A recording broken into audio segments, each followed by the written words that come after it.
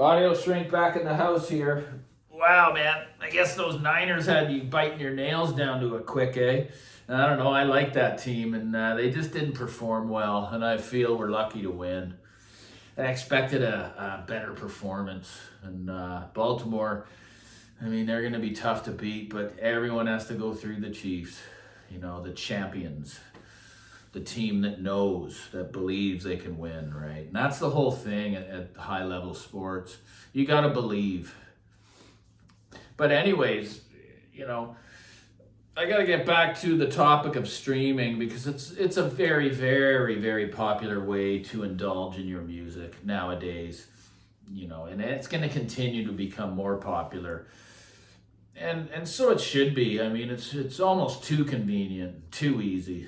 You can't just sit there without going to the next track before you're even through one, or the next album for that matter.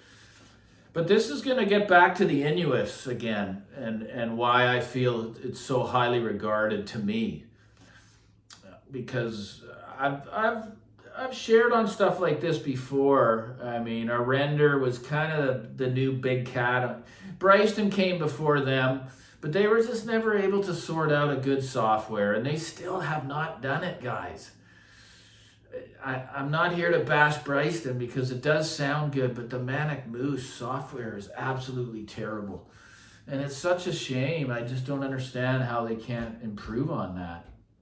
And that's the reason why I got rid of it. I just hated it. But that led me to the Aurender. And it was a hell of a piece. I had that for years, the N100H. It did what I wanted to do. I had a friend. Don't say anything. He lent me some files. Yeah, and plus it could stream, but I never used it for that. I used it for the internal storage. Now I do the opposite. But, I don't even know why I got rid of that piece. It was really, really good. But I went to the higher level, the A10, because I wanted to power some actives with it. The A10 had a preamp and a dual mono DAC. The DAC just wasn't that good, guys, in the A10. The A10 didn't remain current very long, not near as long as the N100H.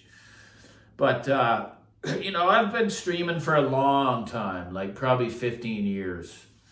So I've been through a few of the big hitters, as I've stated before. And one of the big jaw dropper was when I thought, okay, I'm going to try this. Everyone's hyped up these Lumins so much. I just thought, wow, this T2 for $8,000 with the external S-booster power supply. There's just no way this is not just going to drop my jaw. It's just going to be so incredible. I do like the way they look, I got to say. It's a very simple, elegant, angled, industrial looking box, and that's right up my alley. So I was able to do a trade and do that kind of stuff and bring that T2 in when it was current. Of course, that's been replaced, which I just hate companies that do that. I mean, look how long the Innuos models have remained current. The Zen MK3, it's years now, for good reason, which we'll get into in a bit. But anyway, the T2 came in, and I was going to use that as my DAC streamer, really going against my rule of thumb, keeping the DAC out of the equation so you can taper that to your flavor. But guys, it sucked.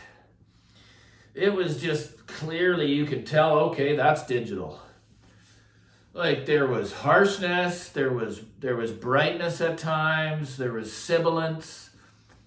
It's just even way worse than the Aurender. So here I go again, right? That buyer's remorse kicks in. You're a little bit angry. Oh no, what have I done? But of course, using the used market alleviates a lot of that. So you're able to move it on, right? Right? So that's what I did. Luckily, that was able to sell for a little more than I paid even. Got that out of here, thank God. And then in came the streamer killers. The other brand, it just annihilates. It wasn't even close when the Innuos Zen MK3 came in, which is the sweet spot. It's in the middle.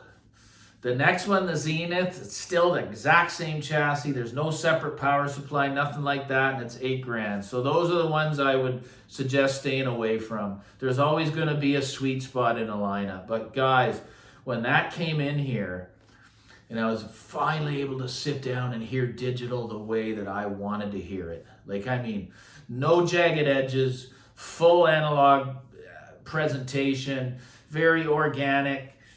Could just sit there and listen to it. You know, it would still be here if it wasn't for the bel canto.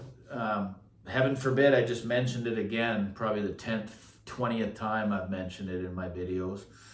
It's okay, guys, but the Zen MK3, in my opinion, for under $5,000 is going to be the cream of the crop for the experienced listener.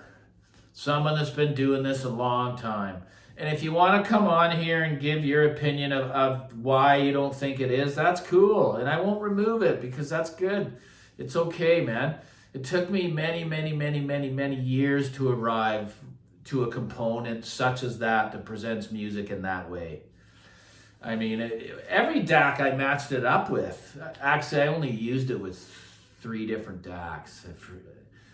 I forget what they were. The last one that was in was the Air QB9, because all the Innuos has is USB.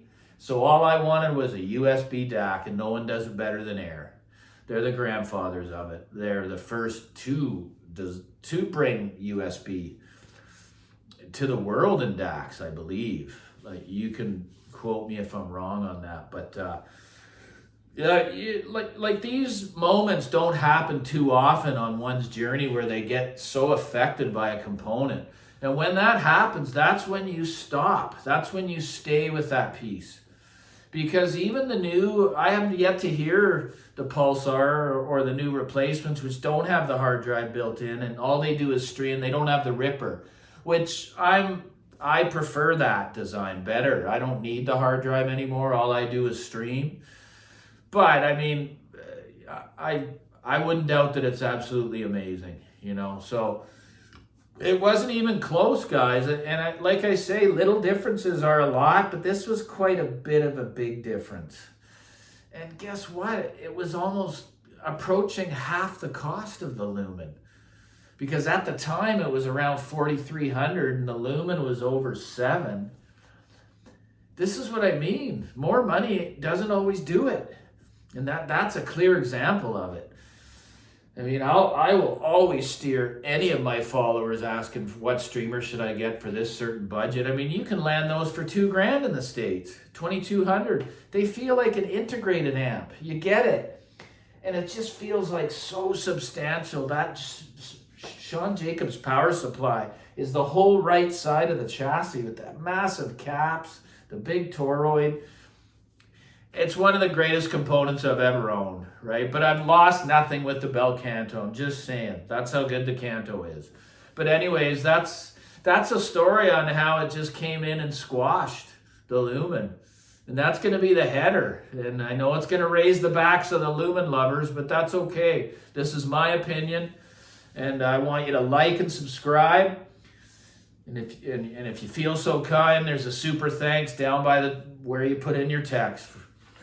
Take care.